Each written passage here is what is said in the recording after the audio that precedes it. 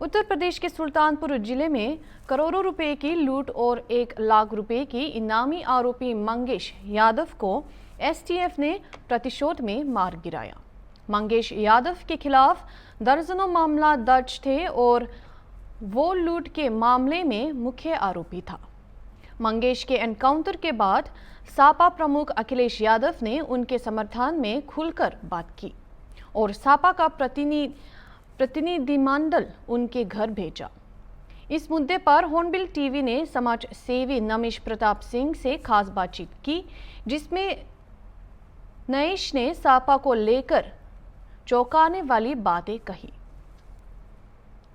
सुल्तानपुर डकैती का मुख्य जो आरोपी था 1 लाख का इनामी मंगेश यादव, उसको पुलिस ने मुठभेड़ में मार गिराया है। हालांकि मंगेश यादव के एनकाउंटर के बाद उस पर राजनीति शुरू हो चुकी है। सपा मुखिया, खासतौर से सपा मुखिया अखिलेश यादव ने मंगेश यादव को लेकर सरकार पर हमला बोला है।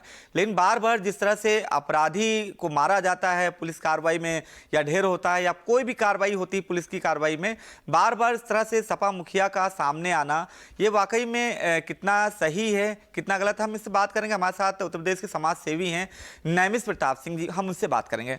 नमिश जी, आपने सुना होगा कि जो सुल्तानपुर में डकैती कांड हुआ था, करोड़ों की डकैती हुई थी, उसमें 1 लाख का इनामी था मंगेश यादव।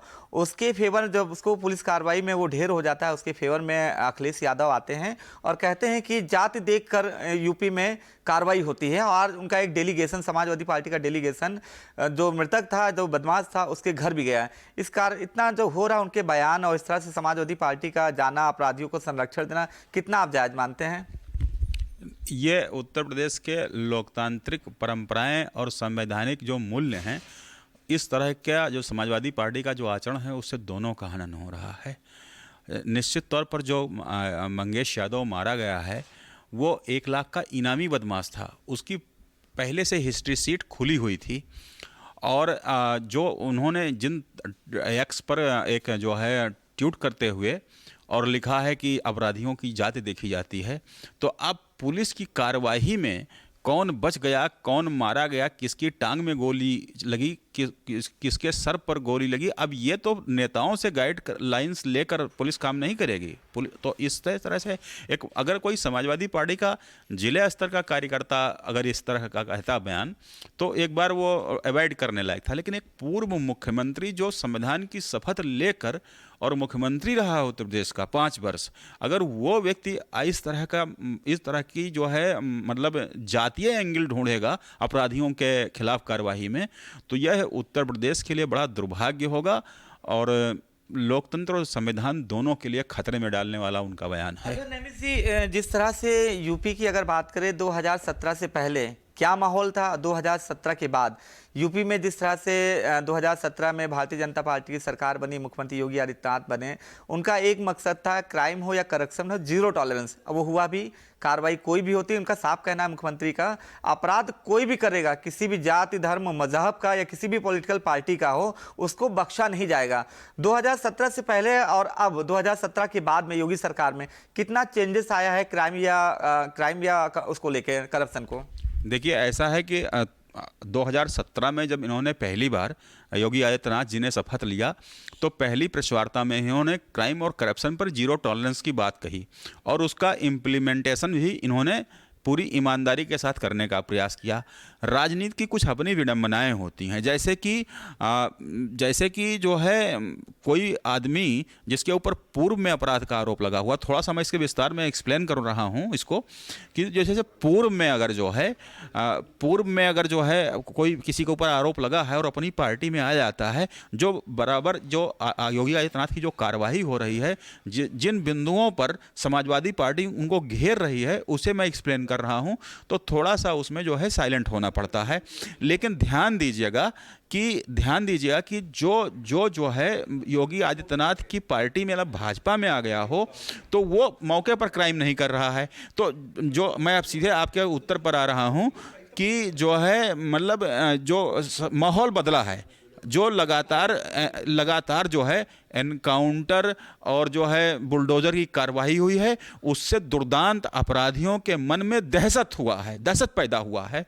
और लेकिन राजनीति का जो अपराधीकरण है, ये ये कोई आज से नहीं है, ये बहुत पहले से है। लेकिन कांग्रेस के समय में पहले इसको साइलेंट वे में होता था। इनके पिताजी ने स्वयं राजनीति का सबसे ज़्यादा अपराधीकरण किया, अपराधियों को विधानसभा, विधान परिषद, लोकसभा और राज्यसभा में पहुंचाया।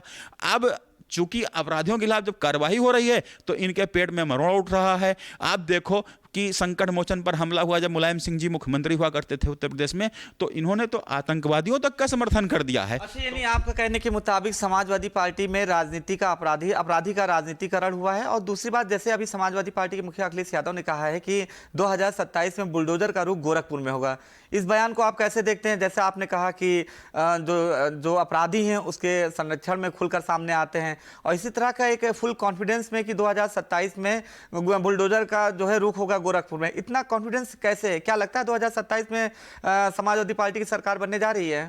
देखिए, इसमें अब आपके सवाल में 2 एंगल हो गया है। अभी 2.5 साल बाकी है। 2.5 साल के भीतर जैसे जैसे जो है, एक तो आपने पूछा है कि सरकार बनने जा रही है, और दूसरा आपने पूछा है कि जो है अपराधीकरण को लेकर, तो दोनों का जवाब दे रहा हूं। हाँ, अब हाँ मैं बोल रहा हूं। अपराधीकरण का जहां तक सवाल है कि आप पूरे भारत के इतिहास का डाटा ले लीजिए। उत्तर प्रदेश के पूर्व मुख्यमंत्री मुलायम सिंह यादव ने, उनके ऊपर तो अब क्या करें हम, उनके ऊपर तो शुरुआती दौर में जब पहली बार 1967 में वो विधायक बने, 1977 में पहली बार सहकारिता मंत्री बने, तभी से चंबल के डाकुओं को संरक्षण देने का उनके ऊपर आरोप लगता था।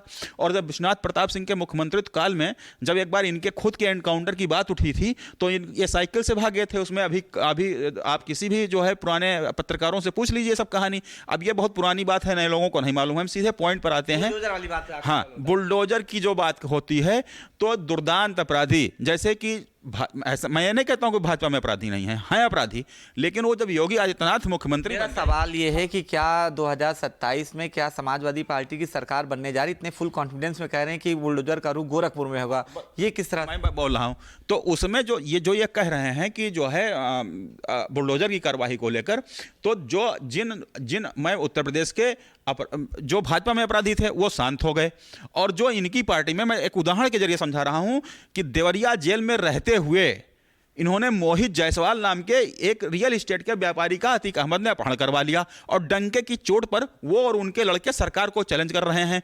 उत्तर प्रदेश की एक निर्वाचित सरकार को अगर गुंडे और अपराधी और माफिया जेलों से चैलेंज करेंगे तो कहां से लोकतंत्र और संविधान का शासन रह जाएगा? तो वो मारे गए, उनका एनकाउंटर हुआ, और उन्होंने जेल में रहते हुए राजू पाल के परिवार में हत्याएं करवाई।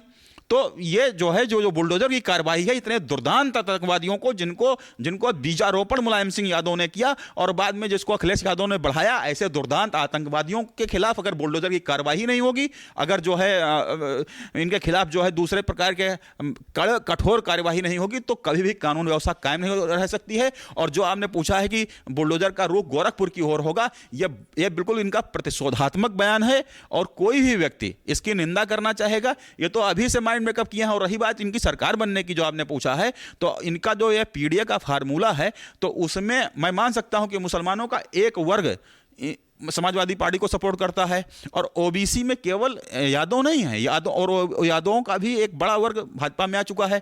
जो इनको मुख्य लाभ मिला है वो राहुल गांधी के रहते हुए दलितों का, जो संविधान की किताब दिखाए और दलित समाज को लगा कि संविधान पर खतरा है और उस आरक्षण पर क्या लगता है 2027 में? तो अभी 2.5 साल का समय बाकी है।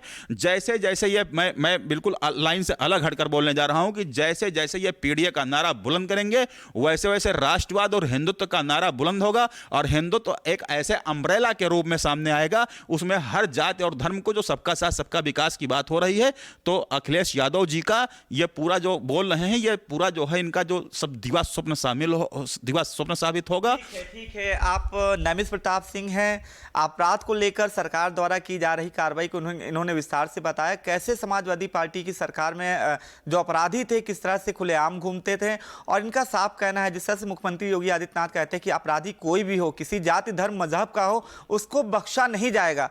बात रही 2027 में गोरखपुर में बुलडोजर की, तो जैसा नैमिष जी ने कहा कि वो सिर्फ अखिलेश यादव का, जो कहते हैं ना, एक कहावत है, मुंगेरी लाल का हसीन सपना, वो हसीन सपना ही बनकर रह जाएगा। वीडियो जर्नलिस्ट अनिल सैनी के साथ अनूप चौधरी, हॉर्न टीवी, लखनऊ।